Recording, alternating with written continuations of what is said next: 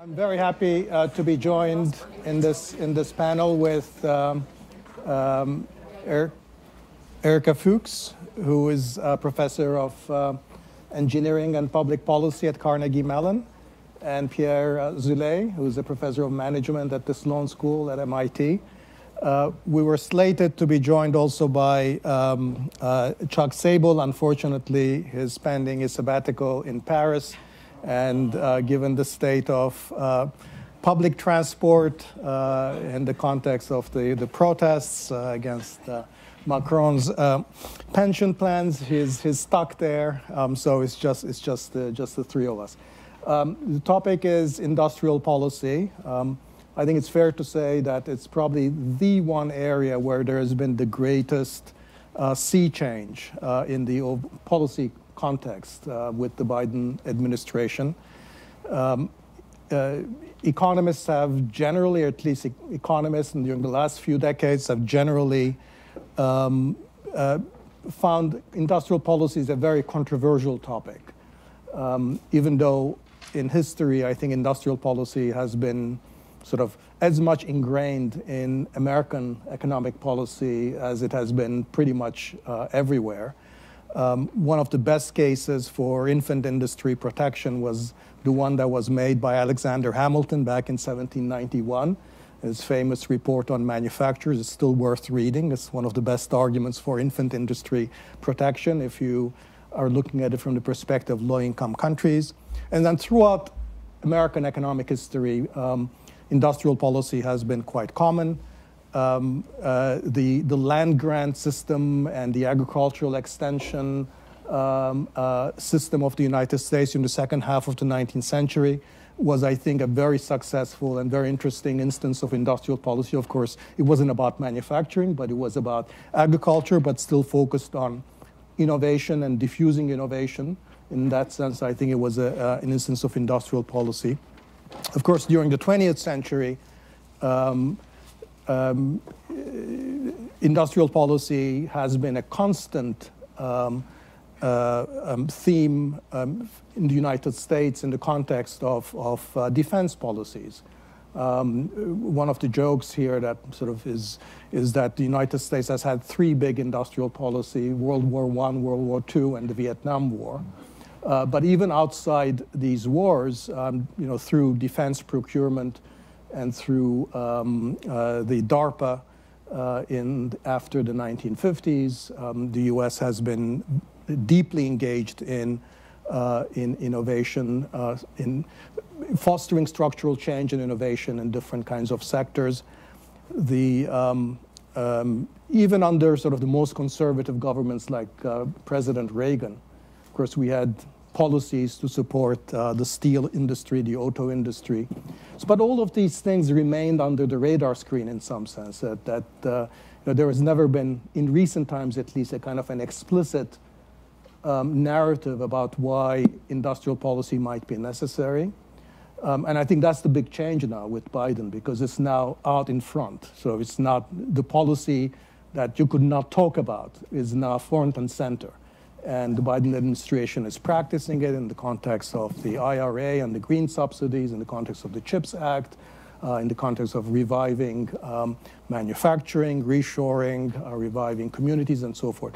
So that's the context. Now, the title of our session is, has the resurgent in industrial policy put us on the right track, or is it leading us astray? And I'm actually going to try to carry this as a conversation. So not only do we not have any slides, I've explicitly instructed my panelists that they're not supposed to speak more than 5 or 6 minutes in the first round. So let's start with that first question. 1 minute. I know.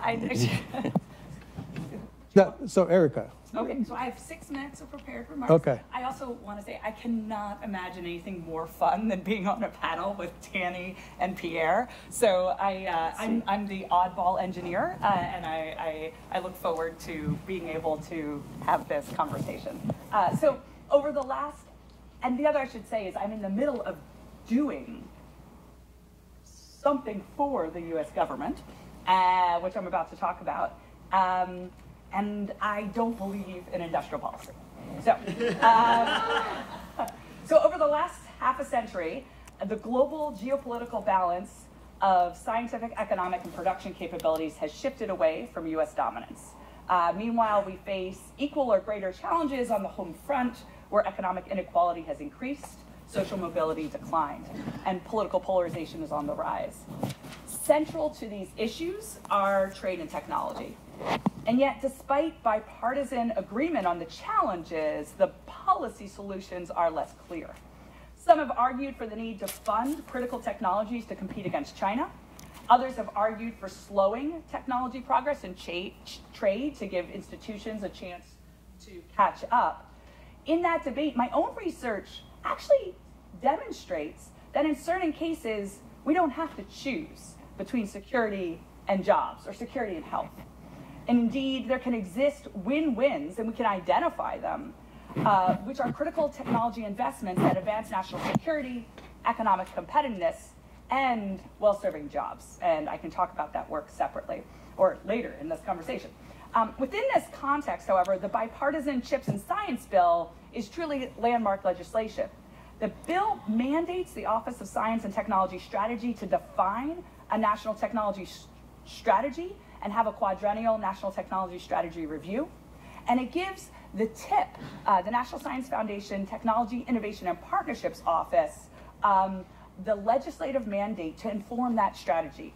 One, by scanning the domestic and international landscape for challenges. Two, by identifying key emerging technologies. And three, by identifying the possibility for those key emerging technologies to address and identify, to address those domestic and international challenges. So this is fascinating. Congress took upon itself actually to list out the 5 domestic and international challenges, including China and inequality, and to list out the 10 key emerging technologies. Whether Congress is right or not, I have no idea. But actually, behind each number, bullet 1, there's like at least 10 words, 2, 10 words. But how do we actually ensure that NSF TIP fulfills its mission? And indeed, the CHIPS funding achieves its important goals of assuring access and leadership, let's say in semiconductors, which you've just mentioned. How do we go from lists of technologies to concrete recommendations for policy action? And how did Congress, or anyone else for that matter, decide that those were the right or critical technologies in the first place?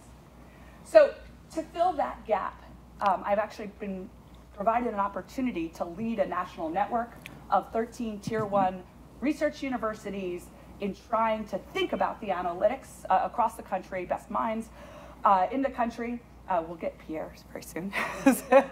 Scott.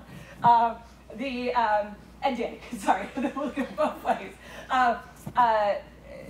To try to think about how you would build the analytics to fulfill that function. I have testified leading up to that opportunity about what would be needed.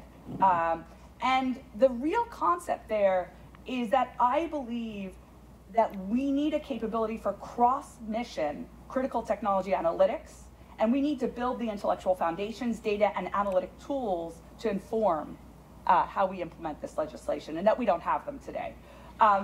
Indeed, I believe that each agency acting perfectly to achieve its specific mission, be that defense or energy or labor, may lead to suboptimal outcomes across our national objectives.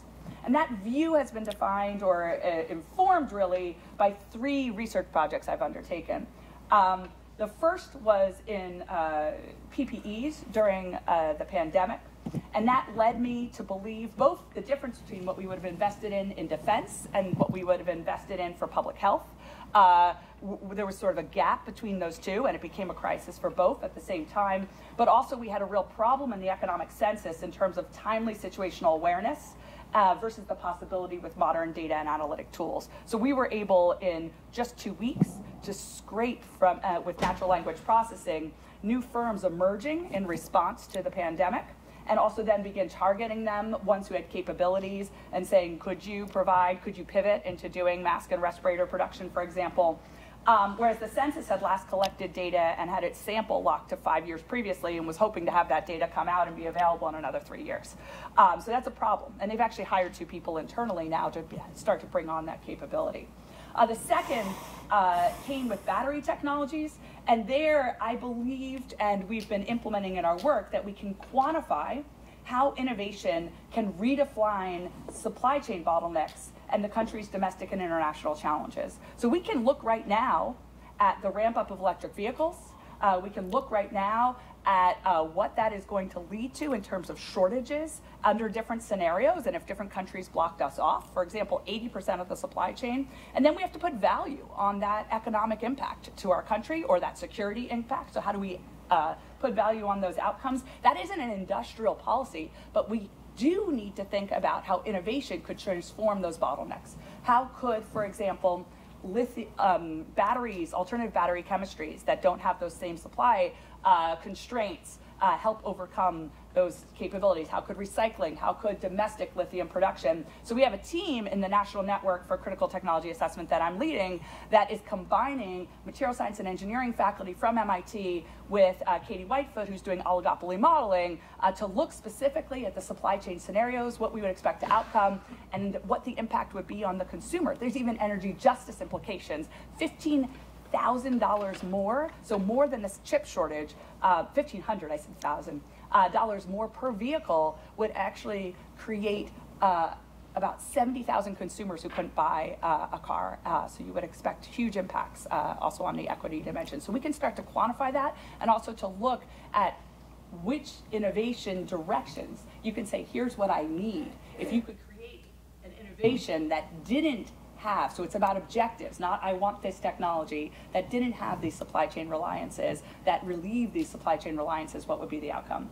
And the last is identifying win-wins across departments where the total is greater than the sum of the parts. My own work in semiconductors has shown that the exact same technology that would in communications and computing in semiconductors lead to better national security for sensors and military aircraft and missiles, as well as in telecommunications applications, also have better jobs. And we've modeled the production cost curves, and they are actually the same cost using that emerging technology and producing it here in the United States, and using an older discrete technology that has more labor content and producing it in developing East Asia. Right now, the companies are producing that in Asia, and so there's a question of what incentives we need for the longer term, because there are added advantages beyond the classic market for other national objectives like security.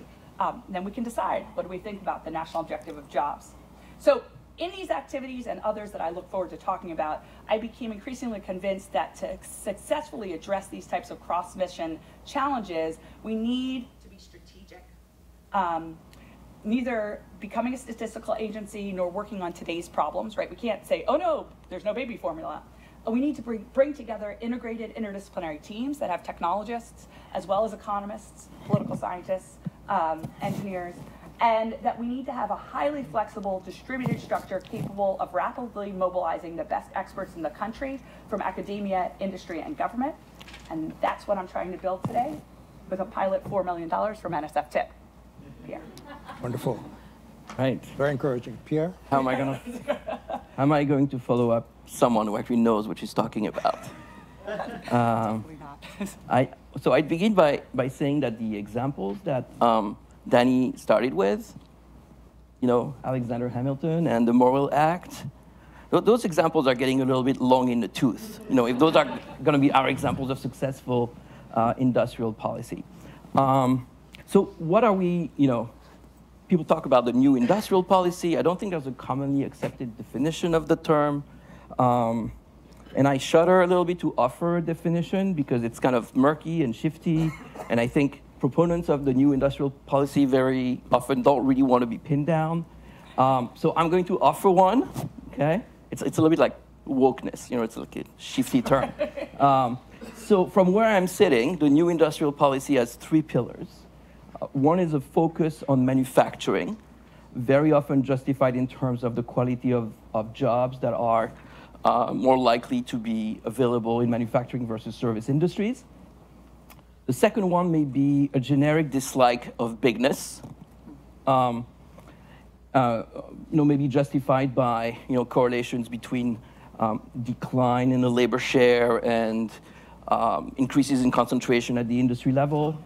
And then I think that hasn't been mentioned yet, an appeal to a more kind of muscular antitrust policy to help achieve goals that go way beyond protecting consumers from harm, which typically had been kind of the purview of the traditional purview of antitrust policy. Okay, so and at the level of kind of the intentions, the aspirations, I wouldn't say that I would always co-sign on those goals, but very often I find myself in sympathy. But then I think the practical, kind of the translation in terms of practical policy and implementation kind of doesn't really confront the fact that our institutions have become uniquely, I don't want to say uniquely, but certainly sclerotic. So back at the time of the Memorial Act, the US was still a young country. And we could do stuff, but it's a very different... Just to be clear, you're talking about the land-grant colleges now. That's right. Right? But that's not really the situation today. We have inherited our current institutions of science and technology from basically World War II. And it would be very strange if the institutions that were kind of appropriate in 1945 were still kind of appropriate for the 21st century. So in practice, what I see the new industrial policy amounting to is kind of a lot of good intentions, but probably an overfocus on a handful of industries and companies, particularly big tech. And also always a tendency of being kind of late, right? So for example, I don't know, I think if I have to sit through another presentation of how Google needs to be broken up, I'm going to lose it. Because I know that all the kids at MIT and presumably at CMU as well, they don't want an internship at Google, right? Google is like IBM, just as toxic, right? They want an internship at OpenAI and Anthropic. That's just kind of an anecdote. Not collaborating with. Or we could talk about the CHIPS Act, right? So I'm not, some of my favorite policy-inclined economists are working on the CHIPS Act, but my sense is that beyond, when you're kind of looking under the hood, it's been larded with Buy American requirements, and it's going to be hampered by uniquely inflexible immigration rules, which is going to mean, we're not going to be able to ask a few hundred engineers from Taiwan to spend a few years in the US to actually make sure that the thing works. And so I'm not actually super optimistic that the money that the US government has decided to sink into this is going to go all that far. But I'm willing to be convinced. So in short, as far as I'm concerned, the new industrial policy, it's way too many shiny objects. It's kind of like the metaphor. I'm married to an architect. So I would say the metaphor would be an architect that would be super concerned about kitchen appliances at the expense of the foundation and the plumbing. And so I'd like more plumbing and more focus on the foundation. And we have many cracks in the foundation. And I'd like to mention 5. Okay? A patent system that basically does not align property rights with contribution. I would refer you to the book by Josh Lerner and Adam Jaffe on this, but just kind of a telling anecdote. The Theranos patent has been used by the US Patent Office to block further patents in this field, right? When we kind of know that, right? We know that it's an example of technological fraud, right? But it's a patent, right? And so, so anything that kind of builds on it in some sense may not be considered novel. Our system for skilled immigration, right? I mean, the H-1B visa system is, it's such a freaking disaster. And it's not even just the number of visas, it's also the fact that the system has been captured by large companies, it's really, really hard for a startup, right, to be able to get an H-1B visa for a top engineer. Permitting reform, right? We have become kind of a built-nothing country. I would refer you to estimates of the cost of what what it costs to build a metro station, a subway station in New York, or deploying a solar farm in California. Science funding, that's my hobby horse. This is what I study most of the time. But there's so much, the current system diverts so much of the time of scientists towards grantsmanship and incremental goals at the expense of true exploration. It's really sad. Like for anyone who's had kind of the experience of sitting on an NSF panel or an NIH panel, it's usually quite sobering. I might mention another one, which is drug regulation reform, or our drug regulation system, right? So drugs, for example, in cancer now are very commonly approved on the basis of very flimsy evidence, like clinical trials without a control arm, or with a bullshit control arm, using metrics that are kind of not true metrics of patient well-being, but kind of surrogate markers that have not been validated. And so there's no particular reason to think that in that system we can really align, say, the price of the drug with the therapeutic benefit that it brings, because we can't even estimate the therapeutic benefit in a world where the standards for clinical trial design have been kind of watered down to this extent. So my view is that until we attend to these issues, those cracks in the foundation, I don't really have the time to worry about whether Facebook should be allowed to buy a metaverse startup, right? That's kind of an industrial policy that's made for Twitter and the vibes. And I think instead we should focus less on shiny objects and more on plumbing. Thank you. So I will attempt a definition of industrial policy, but I'm not going to open that for discussion because we could be there, the whole day. So I would define industrial policies as public policies that are directly aimed at altering the structure of economic activity and innovation.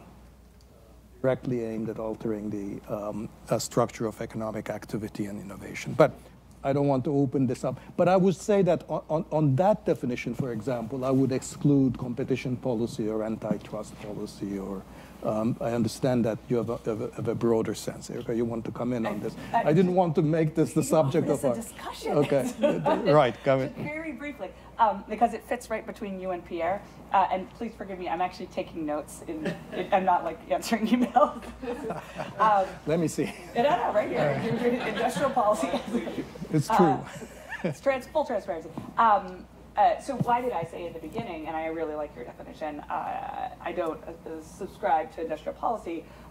It's in part because it fits right between you and Pierre. I don't believe that the industry is the right focus. And I do think, actually, altering the structure of economic activity in an industry is quite interesting. I think the objectives are the right focus. What are we trying to achieve? And that's perhaps, I'm an engineer, but that's very economist of me. Maybe it's very engineer of me.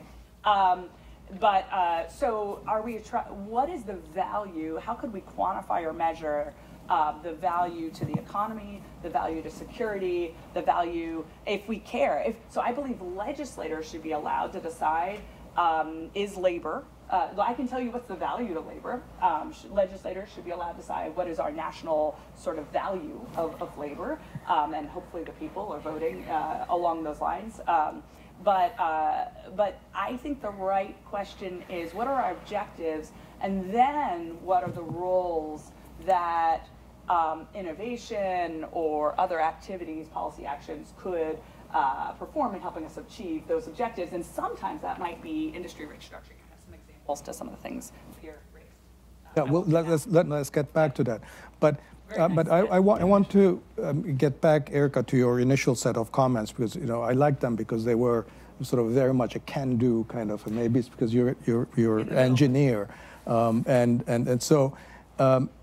Now, I think most economists, or sort of most contemporary economists, tend to be skeptical of industrial policy or the range of activity, whatever we're talking about, for essentially two sets of reasons. One has to do with, governments and public policymakers cannot possibly have adequate information to know where to invest and what to incentivize, what not to incentivize. That's a problem of lack of information. We've talked a little bit about that, but I'd like you to talk a bit more.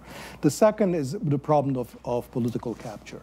That is that, even if the government in principle could acquire that information, that there are all this lobbies, political pressure that these instruments of choosing something over something else will be used in a way that furthers political interests rather than the aggregate. So how do you think about those things in the context of the kinds of activities that you've talked about? Yeah, beautiful. So first, I don't know who let me in the back door, but I'm a member of the National Bureau of Economic Research, just an engineer, and I am, to come back to, very interested in objectives, and perhaps as an engineer in solving toward those objectives, and I don't believe in choosing technology winners. And so let me give a couple of examples that actually ping off of Pierre's examples that we're doing in the national network right now with economists and engineers and others. One is that in the case of the CHIPS Act, what we've done is there's some real challenges in the sort of the space between what we can say today, and I'm going to, even though I'm not an economist, I think with economics, and how do you get to policy that would make a real difference. In the CHIPS Act in particular, there is a goal stated in the legislation of more supply chain resilience, of, there's some labor stuff in there, there's some other things, but then there's some actions that actually do not clearly get us to any of those goals when you look at them from technological constraints or otherwise. So what we started to do is look at the difference between the stated objectives in the legislation and what would be required technically to actually achieve those stated objectives. So I want to get to the point of where I think economics fails us at the moment. Not that it should fail us. We just don't have the tools yet in place. So one of the things we realized, so there's a need for a public good, and they're trying in the legislation to have the funding of essentially a public good that is infrastructure for the prototyping of new technologies. Moore's Law has largely come to an end. What is going to enhance computing going forward? We don't want to choose which technology, but there's kind of like 1,000 beyond CMOS or other technologies out there. How do we know how to invest in, you can't, material science and engineering as a constraint, you can't put all those in the same fab because you'll get no device out, right? So what do we do? And part of the problem that starts to emerge is we realized as we started reading publications and we started doing expert elicitation that all of the modern, when you went from a prototyping of a device to a commercial device like the FinFET in Intel, all of those had to have the designs run through the commercial fab. Not through a prototyping facility. I mean, a prototyping facility is fine in the beginning, and you might be able to do that already at a university, but they had to go through an actual commercial fab, like Intel's or TSMC's or otherwise, to actually scale up that technology. So we looked at the United States' publications access to different nodes of fabs and other countries. You can guess that we don't have very good access. It's very piecemeal and hodgepodge. So everyone has to negotiate their individual access to those fabs, and it takes a long time. China has way more access right now, even though they're behind us in chips, to commercial fabs in their publications and top journals that they're publishing. And we also realized that the tax policy that is requiring companies to come to the United States with foreign direct investment like TSMC or Samsung doesn't require you to have to allow space for universities to run their designs through your fabs. So we recommended to the legislation, you're missing a component. Your prototype facility is just fine, maybe, but you're missing something, which is you need access to commercial fabs. And if you could write the tax legislation, so they jumped on that. They started to write the tax legislation, but that public good was going to be the wrong public good. So we know in economics we need a public good, but we didn't get the right one. So we're not choosing a technology winner, where there's still 1,000 options out there. Now there's one more problem I just want to speak to in this, which is I mentioned you can't put them all those devices. So you're going to have an exploitation, experimentation challenge in the same fab. So you build a fab, which ones should be able to be built in there and which not? And there's a debate in the community right now, and the submissions going in, should you have a more distributed set of fabs instead of a single fab? In Europe, in Ghent, they have a single fab, or a single fab. And there are trade-offs, technological trade-offs, and capital trade-offs in making that decision. The other piece of that, though, is that what they hadn't taken into account is there's actually human capital problems. So you might, from a technical standpoint, have a certain number of fabs, but we actually don't have the operators and technicians or the VLSI engineers necessarily to facilitate those number of fabs. So we're working on quantifying those trade-offs right now by June. And that would tell us the distribution also of jobs. Oh, can I say one last thing? We're also working in labor transitions. We can quantify at the task level in current semiconductor fabs the tasks needed by workers. And we've been actually matching the tasks needed by semiconductor workers to other, using ONET on the shop floor, to other capabilities in regions. So for example, radiology technicians aren't that different in terms of the tasks needed from semiconductor fabs. So you can start playing with that too, which gets fun. Sorry. Yeah, Pierre, no, I want to ask sort of the same question to you. I mean, you've studied DARPA, for example, which is an agency that's been extremely successful at promoting innovation. We believe. It seems to be. So maybe you can talk a little bit about sort of in that context what seems to work. I mean, what is it special to that mode of promoting innovation that seems to have, for the most part, avoided problems of political capture, sort of, and then sort of also this notion of experimentation, trying to avoid picking technologies beforehand while you have to make some choices ex ante still. So I just want to be clear that I've worked on DARPA with Erica, and she will, forget more about DARPA in a day than I will ever know. So, but that being said, DARPA, I mean, there's a lot, so it's interesting because it's not like we have a great program evaluation for the DARPA model, right? We have one DARPA, and they're not particularly forthcoming with data, right? I mean, the idea of when you ask DARPA officials, if they're open to kind of being evaluated, the answer is, well, we invented the internet. What else do you need to know? And I think they have a point. We care about those extraordinary outcomes, right? It's a very skewed distribution, and in some sense, one success like this can certainly justify, many failures. As a model, it's kind of very intriguing, right? And it's now, the idea is, can we extend the DARPA model to other industries, right? And the jury is still out.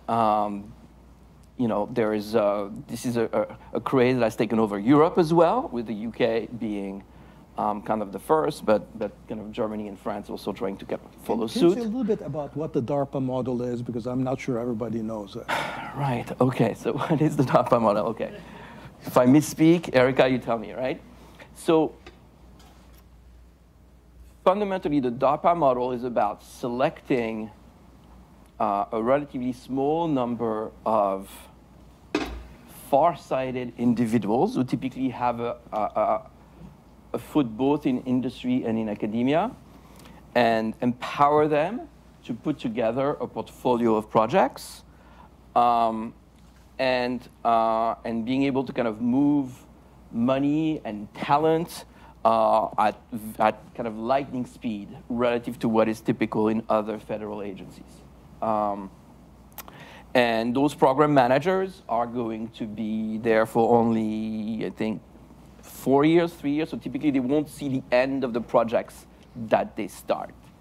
And their job is to identify technological white space projects that are not happening, either in academia or the private sector, and then to put together kind of a call for, a call for proposals, but more than that, to kind of try to create and animate a community of research and practice along those technological themes. And so, in some sense, the question of whether we can scale DARPA is the question of whether or not we can find many of those pretty rare individuals, right? And so we have a number of experiments going on right now. The most immediate one is the ARPA-H, right? So which is now seated inside NIH, and certainly kind of informed and stimulated by the realization that DARPA is actually the agency that funded Moderna's early messenger RNA research long before the pandemic, and that's not research that the NIH was willing to fund. And so the question, and so NIH is funding, the principle of funding at NIH is investigator initiation. Scientists come up with ideas, and those ideas are evaluated one against the other, and may the best ideas win. I mean, I'm simplifying a lot, but certainly it's supposed to kind of arise from the bottom up, and those projects, we'd like them to be kind of longer term, but because grants can be renewed, some of them can be 10, 20, even 30 years sometimes. The DARPA model is much more focused on kind of de-risking a technology early on, giving a particular technological trajectory a shot in the arm to then see if it can kind of take flight with support from large companies, from VCs, from other actors. And a legitimate question, I think, for industrial policy is to think about which types of sectors can that model be successfully deployed. I think one thing we're struggling with is, in DARPA, there's one buyer, and that's the US government. If you're doing DARPA for health, or you're doing DARPA for advanced manufacturing, I guess ARPA for advanced manufacturing or energy, you're in a world where there are many potential buyers. Some of those buyers compete, they have different kind of agendas, and there's not kind of just one phone call to kind of check whether or not the customer is interested in the technology you've cooked up in the lab. And ARPA-E, Erica and I both sat on a committee that was trying to evaluate ARPA-E. Has done some pretty interesting things, trying to attend, right, to the fact that when you are kind of outside of the realm of defense or intelligence or national security, you're going to have to kind of think about diffusion, not just the creation of technologies, but also how they're going to diffuse in the economy.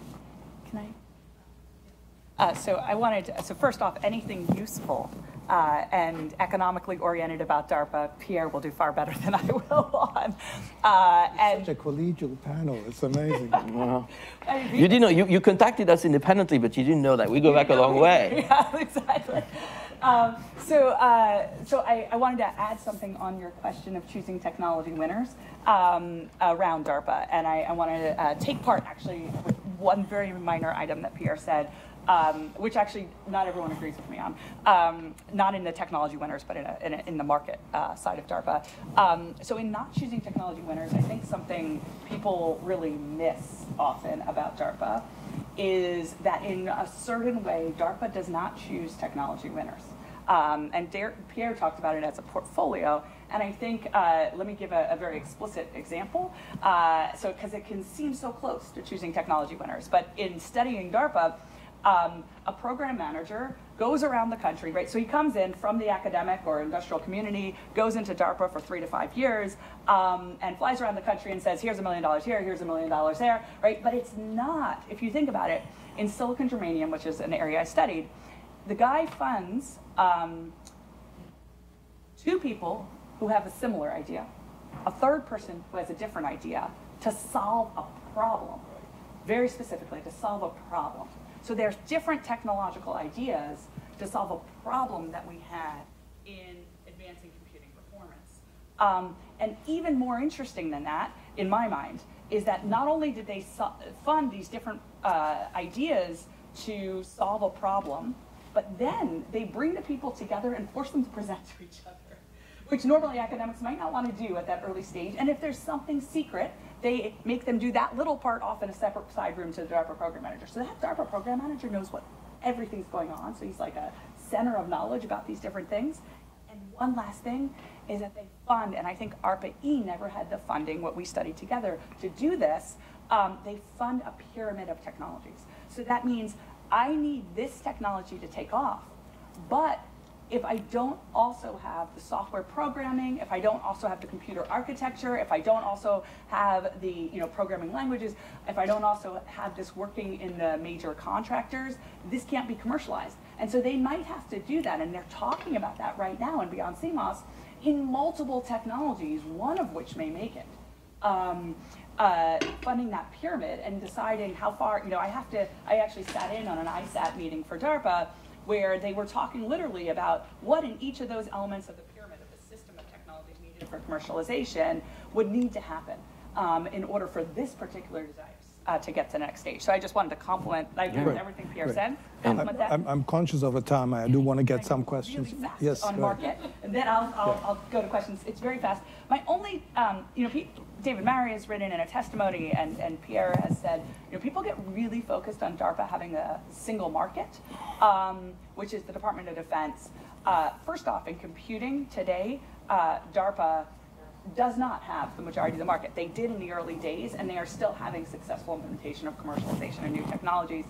They were the early market for the internet. It would be a fantastic study for someone to look at when there is a market and when there isn't. How much dominance does the military have, and how, does that in the end? When does that, and doesn't that matter? I don't know if there's enough data, and we'll never get access to it. So, the second on the exclusive market would just be that I would not argue that in a host of the technologies that they have succeeded in, that they have been even the earliest market in certain cases. Before we open up, I want to connect this discussion with the sort of explicitly with one half of our theme, which is inclusive prosperity. So the question about how any of this relates to how we create a more inclusive society. And let me outline sort of what is the biggest question on my mind here, which is the question of how do we create good, productive jobs for the majority of the workforce. The majority of the workforce has low or medium level of education. Most of the jobs that we're going to be creating, if we have this focus on advanced manufacturing in particular, is very highly skilled. Most of the innovation in the CHIPS Act is going to go into very capital-intensive sectors. It's very difficult. If you look at internationally, it sort of, even in the countries that we are trying to emulate by reinforcing our manufacturing base, countries that have done much better than us in manufacturing, in no case do we find examples in East Asia or elsewhere where the share of employment in manufacturing has stopped declining. So it seems to me that most of the jobs that we're going to be creating is not going to be coming in manufacturing, let alone advanced manufacturing or semiconductors. And so the big question for industrial policy for me seems to me, how do we create sort of more productive jobs for the kinds of workers that we have to employ?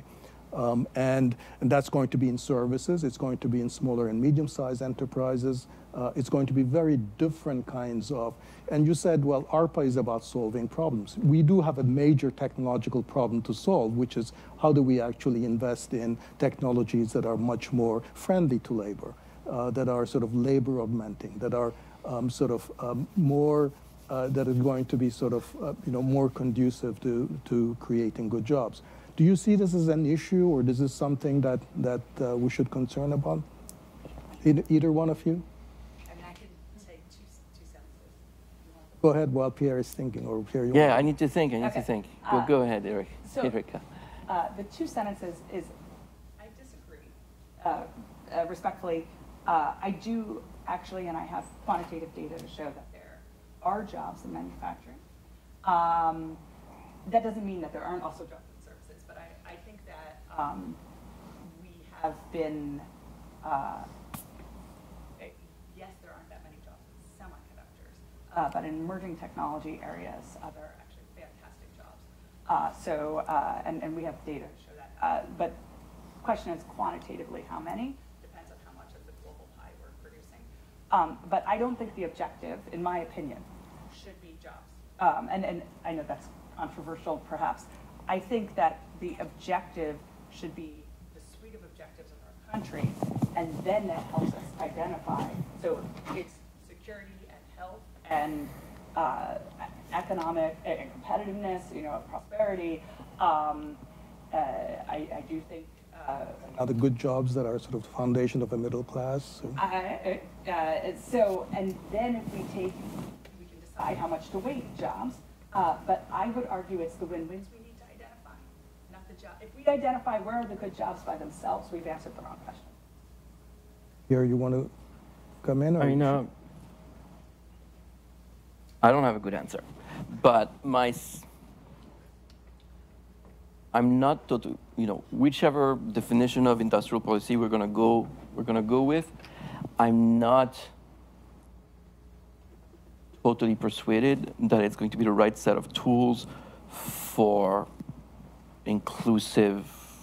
If we're going to target inclusiveness, that's going to be in particularly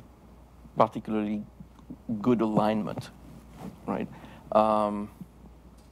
I was thinking of my list of kind of pet priorities, right? And I can think of a few that I would think would work in a more inclusive direction, such as permitting reform or drug regulation reform.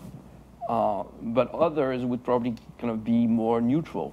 The reform of our skilled immigration system, or maybe the reform of the patent system in the long run would ensure that rents are distributed to those firms and individuals that actually contribute to technological progress. I mean, I can make a case for why that's more inclusive, but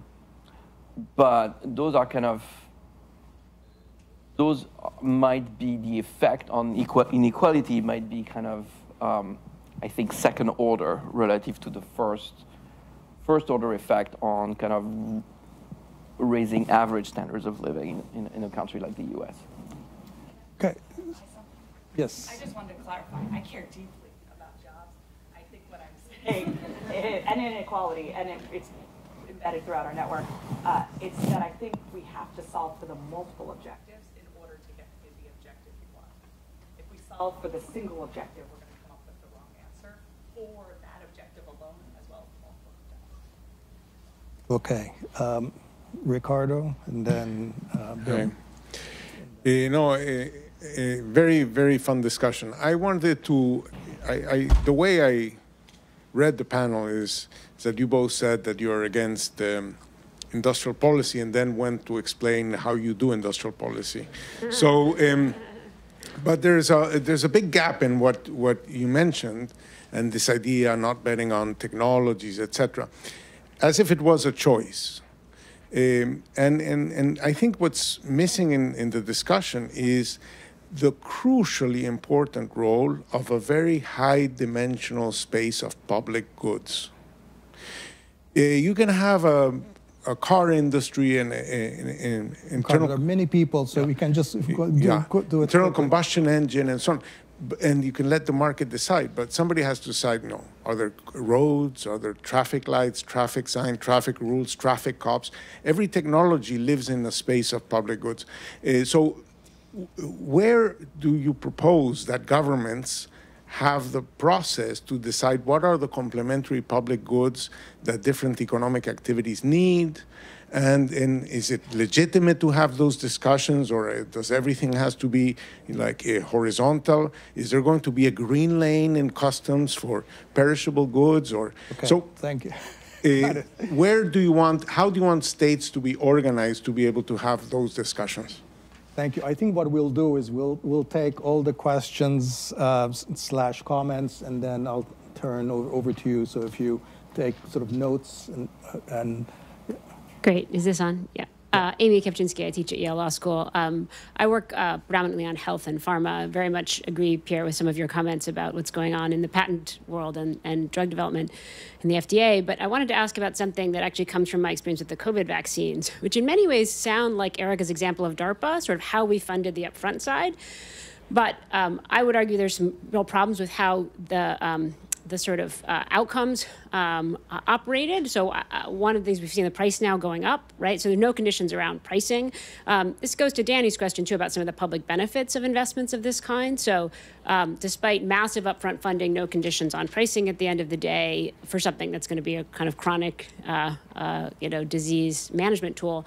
We also don't have access to the platforms in sort of for public scientists and so forth. We weren't able to get companies to cooperate transnationally to invest in mRNA to scale up for the world, right? So if you take that industrial policy also has these back-end questions, sort of what about access to the technologies? What about meeting sort of our objectives with respect to data sharing, production, and so forth? Do you have experience with different tools to address those kinds of questions? Have you studied them? So, we have regulatory tools. We also have potentially public ownership or public equity, right? So In-Q-Tel, I understand, it actually takes ownership stakes sometimes in firms it develops.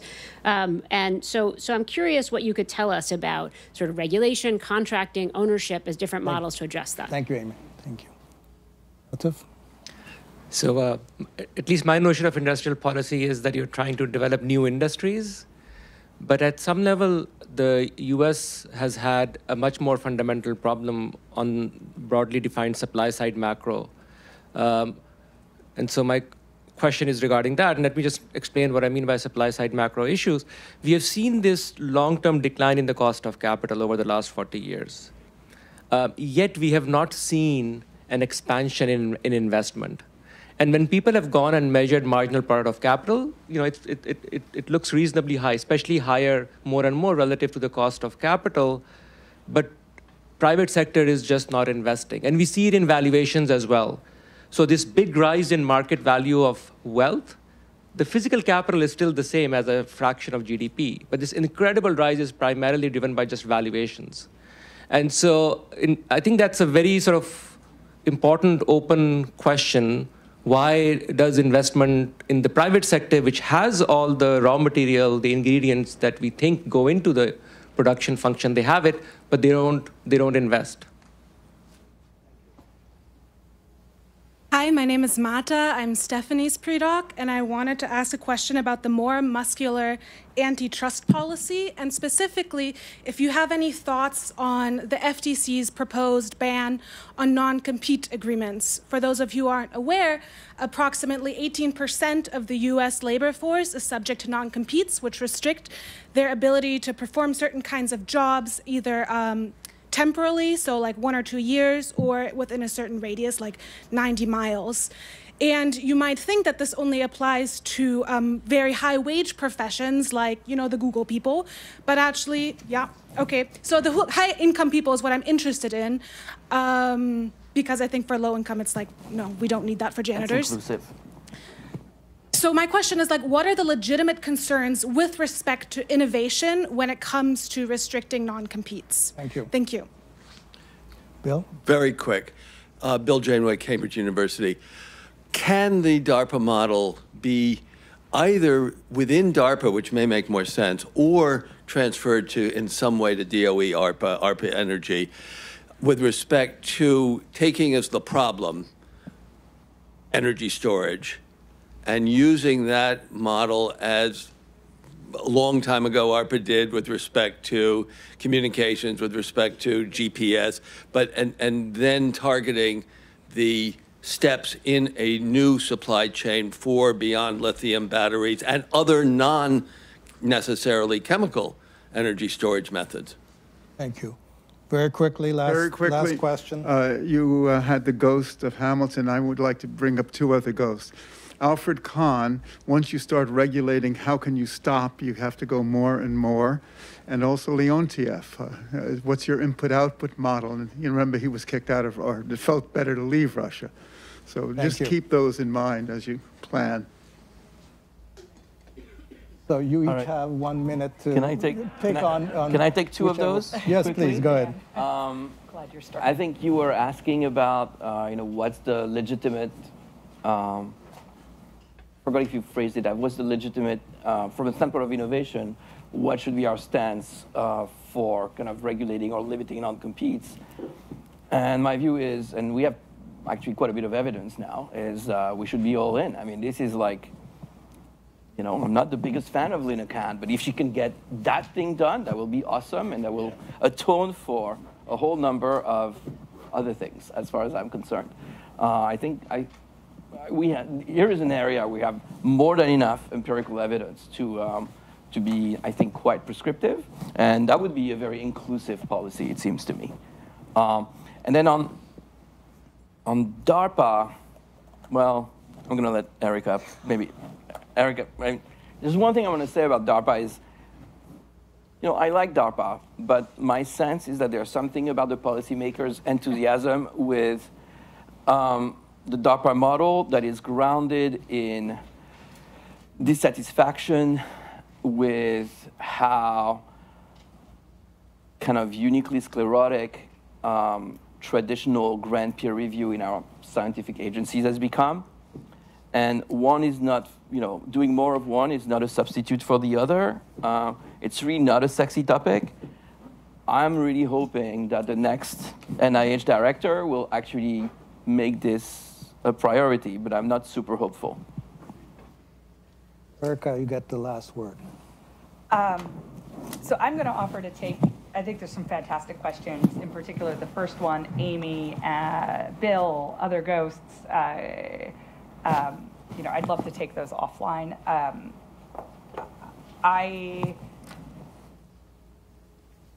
In leading this pilot national network for critical technology assessment, I just want to say, and it speaks to all of those questions in particular, that what we're trying to do is hard.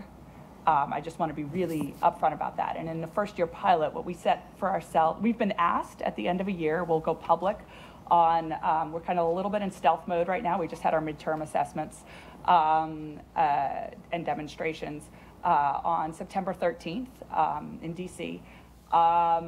But we said, look, we just want to show that analytics could make a difference. Like, if you talk about a VC world, what's the minimum viable product? We just want to choose some problems that look pretty good. They're not necessarily the best problems in the world. They're not, but there's some problems.